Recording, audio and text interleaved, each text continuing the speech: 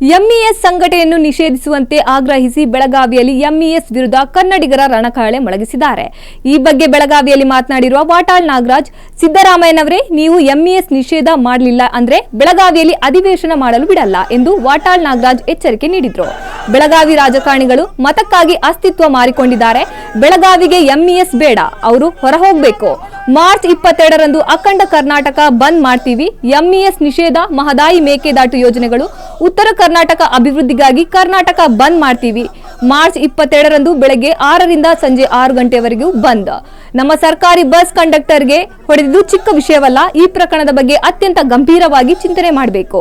CM, governor, ಕಾರಿನ ಚಾಲಕರು ಬಂದ್ ಬೆಂಬಲಿಸಬೇಕು ಎಂದು ಬೆಳಗಾವಿಯಲ್ಲಿ ಹೋರಾಟಗಾರ ವಾಟಾಳ್ ನಾಗರಾಜ್ ಹೇಳಿದ್ರು. ಇವತ್ತಿನ ಹೋರಾಟ ಏನಂದ್ರೆ ಸ್ಪಷ್ಟ ಗೊತ್ತಿದೆ. ಆದ್ರೂ ನಾನು ಪೂರ್ತಿ ಹೇಳಕ್ ಹೋಗಲ್ಲ. ನಾಡಿನ ಹಿತಕ್ಕಾಗಿ, ಕರ್ನಾಟಕದ ಹಿತಕ್ಕಾಗಿ, ಕರ್ನಾಟಕವನ್ನು ಕಾಡ್ತಕ್ಕಂಥ ಶತ್ರುಗಳ ವಿರುದ್ಧ, ಎಂಇಎಸ್ ಮತ್ತು ಶಿವಸೇನೆ ಗೂಂಡಗಳ ವಿರುದ್ಧ ಇವತ್ತು ನಮ್ಮ ಹೋರಾಟ. ಮತ್ತೊಂದು ಏನು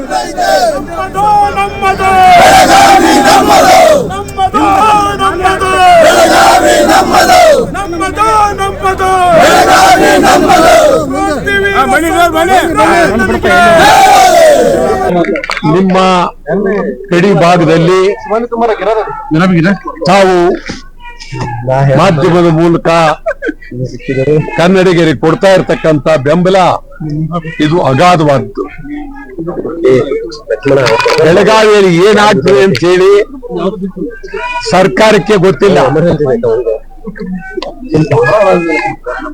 ಎಂಇಎಸ್ ನವರನ್ನ ನಿಷೇಧ ಮಾಡ್ತೀವಿ ಅಂತ ಹೇಳಿ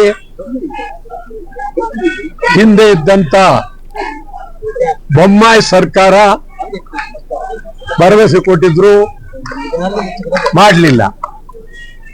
ಇವತ್ತು ಸಿದ್ದರಾಮಯ್ಯನವರ ಸರ್ಕಾರಕ್ಕೆ ತೀವ್ರವಾಗಿ ಹೇಳ್ತೇನೆ, ಎಂಇಎಸ್ ನಿಷೇಧ ಮಾಡಬೇಕು.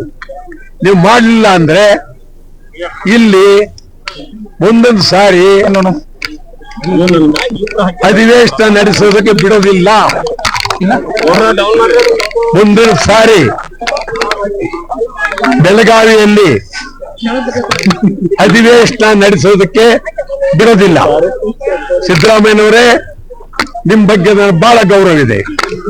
ಮೊದಲು ನೀವು ಮಾಡಬೇಕಾದ್ದು, ಕೂಡಲೇ ನೀವು ಆಯವ್ಯಯ ಭಾಷಣದಲ್ಲಿ ನಿಮ್ಮ ಗಡಿ ಭಾಗದಲ್ಲಿ